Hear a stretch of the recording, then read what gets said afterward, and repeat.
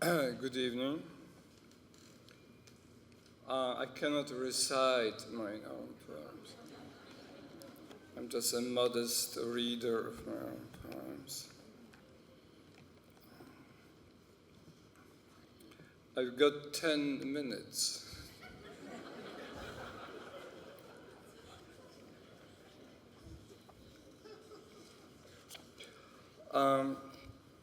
All these poems have been translated by Claire Kavanagh, who lives in Illinois. First comes a poem I wrote some 20 years ago when I was still living in Paris. It's called Self-Portrait.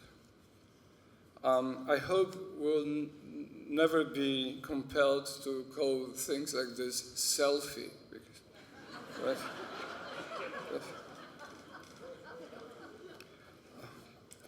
Self-portrait. Between the computer, a pencil, and a typewriter, half my day passes. One day it will be half a century. I live in strange cities and sometimes talk with strangers about matters strange to me. I listen to music a lot. Bach, Mahler, Chopin, Shostakovich. I see three elements in music: weakness, power, and pain. The fourth has no name. I read poets, living and dead, who teach me tenacity, faith, and pride. I try to understand the great philosophers, but usually catch just scraps of their precious thoughts. I like to take long walks on Paris streets and watch my fellow creatures quickened by envy, anger, desire, to trace a silver coin passing from hand to hand as it slowly loses its round shape. The emperor's profile is erased. Beside me, trees expressing nothing but a green, indifferent perfection. Blackbirds pace the fields, waiting patiently like Spanish widows. I'm no longer young, but someone else is always older. I like deep sleep when I cease to exist, and fast bike rides on country roads when poplars and houses dissolve like cumuli on sunny days. Sometimes in museums, the paintings speak to me and irony suddenly vanishes. I laugh gazing at my wife's face. Every Sunday I call my father. Every other week I meet with friends, thus proving my fidelity. My country freed itself from one evil. I wish another liberation would follow. Could I help in this? I don't know. I'm truly not a child of the ocean, as Antonio Machado wrote about himself, but a child of air, mint, and cello, and not all the ways of the high world cross path with the life that so far belongs to me.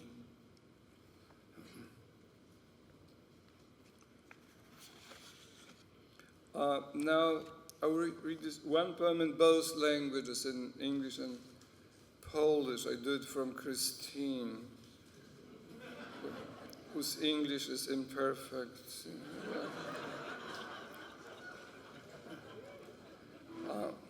It's called About My Mother. I could never say anything about my mother, how she repeated, "You will regret it someday," when I am not around anymore, and how I didn't believe in either I'm not or anymore. How I liked to watch as she read bestsellers always turning to the last chapter first. How in the kitchen, convinced it's not her proper place, she made Sunday coffee, or even worse, filet of cod. How she studied the mirror while expecting guests, making the face that best kept her from seeing herself as she was. I take after her here, and in a few other weaknesses. How she went on at length about things that weren't her strong suit, and how I stupidly teased her, for example, when she compared herself to Beethoven going deaf, and I said cruelly, but you know, he had talent.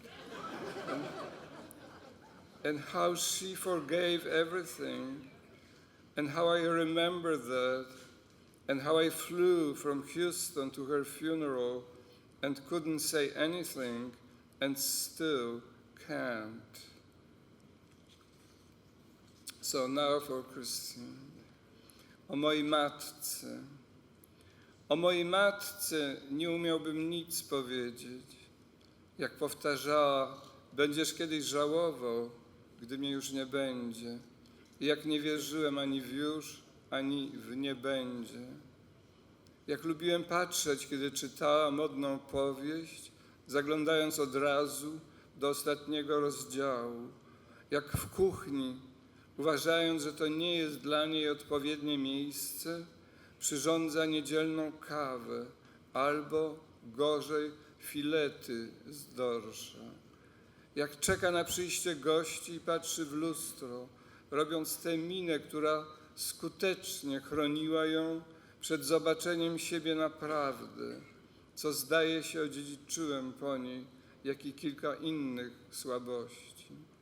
Jak potem swobodnie rozprawia o rzeczach, które nie były jej forte, jak ja jej niemądrze dokuczałem, jak wtedy, kiedy ona porównała siebie do Beethovena głuchnącego, a ja powiedziałem okrutnie, ale wiesz, on miał talent, jak wszystko mi wybaczała, jak ja to pamiętam, jak leciałem z Houston na jej pogrzeb, jak nic nie umiałem powiedzieć i wciąż nie umiem.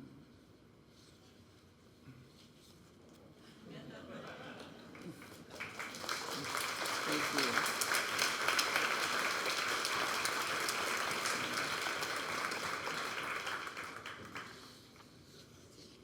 I think it's probably 8 minutes when. So 2 more short poems. One about my late father.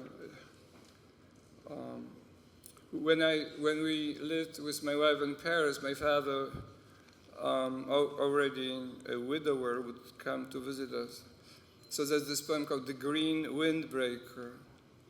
When my father strolled through Paris, often in the green windbreaker that he had ordered tailor-made, one of the few luxuries in his rather modest life, when he spent long hours in the Louvre studying the paintings of Corot and other minor masters from centuries past, I still didn't know, I couldn't know how much distraction still lay hidden in the years just then approaching, as if that green windbreaker had brought him ill luck. But now I begin to recognize, to suspect that catastrophe had been stitched into all his clothing, regardless of size or shape, and even the greatest master painters could offer no assistance here. And then the last one, it's again about my mother. When I came to Houston to teach creative writing, I was a very ambitious philosophical poet, and I told my students, you know, family poems are so dumb. But now, after years, I'm writing about my father and my mother.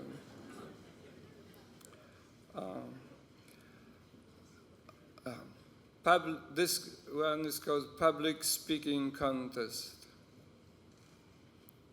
Or when she told us, for the 10th time maybe, about the public speaking contest that as a young law student she had won, nearly won, even though she faced serious competition, and like everyone was stunned that a woman had won, nearly won,